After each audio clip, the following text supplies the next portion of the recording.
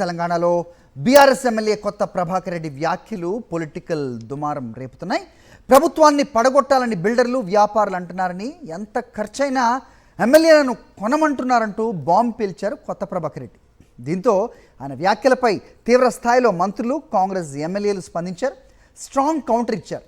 తమ ప్రభుత్వాన్ని కూలగొట్టాలని ప్రయత్నిస్తే చూస్తూ ఊరుకునేది లేదన్నారు. కేసీఆర్ ఆలోచన కొత్త ప్రభాకర్ రెడ్డి నోటి నుంచి ఊడిపడిందంటూ ఆగ్రహం వ్యక్తం చేస్తున్నారు. భూభారతి చట్టం తీసుకురావడంతోనే బీఆర్ఎస్ గుండెల్లో రైళ్లు పరిగెడుతున్నాయని, అందుకే ఈ దుర్మార్గపు ఆలోచనలు చేస్తున్నారంటూ ఫైర్ అయ్యారు కాంగ్రెస్ నేతలు.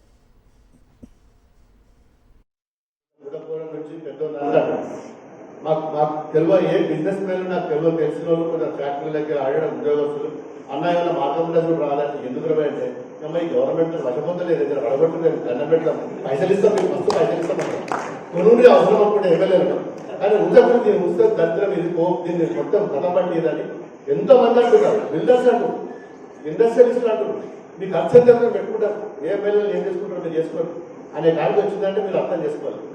కనుక దుర్మార్గమైన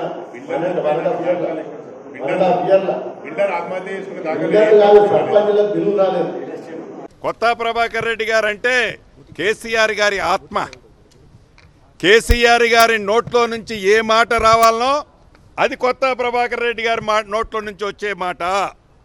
ఏదైతే ఆనాడు కేసీఆర్ గారి ప్రభుత్వం, టీఆర్ఎస్ ప్రభుత్వం అధికారంలో ఉన్నప్పుడు ఏవైతే ప్రభుత్వ భూములు కొల్లగొట్టారో, పేదవాడి భూములు కొల్లగొట్టారో, ఏ భూభారత ద్వారా అయితే ఆ భూములన్నీ మళ్ళీ తిరిగి వెనక్కి వస్తున్నాయని భయ ఆందోళనకి గురైన వారి తొత్తులు ఎంత ఏదైనా ఎన్ని కోట్లు ఖర్చైనా ఎమ్మెల్యేలని పశువులలాగా, సంతలో పశువుల్లాగా మీరు కొని కాంగ్రెస్ పార్టీని, ప్రజల ఎన్నుకున్న ఇందిరమ్మ ప్రభుత్వాన్ని కూలగొట్టండి అని కేసీఆర్ గారి సూచనల మేరకే, కేసీఆర్ గారి ఆలోచనల మేరకే, కేసీఆర్ గారి ఆత్మలో ఉన్నదానిని మేరకే ఈ కొత్త ప్రభాకర్ రెడ్డి గారు నిన్న మాట్లాడారు అనటానికి ఇంతకంటే నిదర్శనం ఏమీ అక్కరలేదు.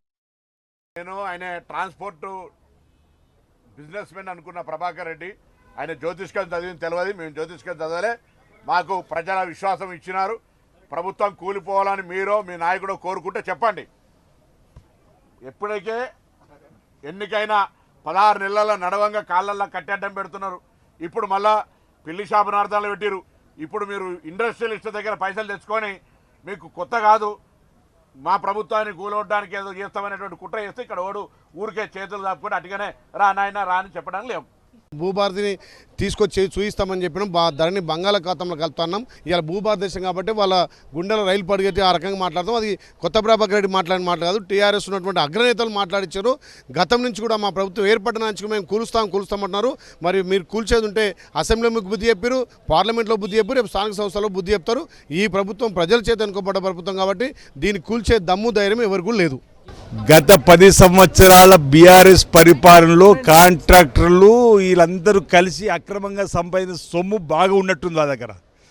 వాళ్ళ మాటలకు, వాళ్ళ ఆలోచనలకు ఇక్కడ ఎవరో కూడా ఈ ప్రభుత్వంలో ఉన్నటువంటి శాసనసభ్యులు వారి ఆలోచనకు అనుకూలంగా రారు. ఈరోజు ఒకటి మా ముఖ్యమంత్రి గారిని ఈ సందర్భంగా కోరే ప్రయత్నం చేస్తాం. ఈ ప్రభుత్వాన్ని కూల్చాలని ప్రభుత్వం వచ్చిన 3 రోజుల నుంచి మాట్లాడుతున్నటువంటి వారి ఆలోచన ధోరణి ప్రజలకు ఇప్పటికే చెప్పినాం. ఈ కుట్రలపైన విచారణ జరిపి వాళ్ళపై చర్య తీసుకోవాలని చెప్పి మా ముఖ్యమంత్రిని కోరే ప్రయత్నం చేస్తాం.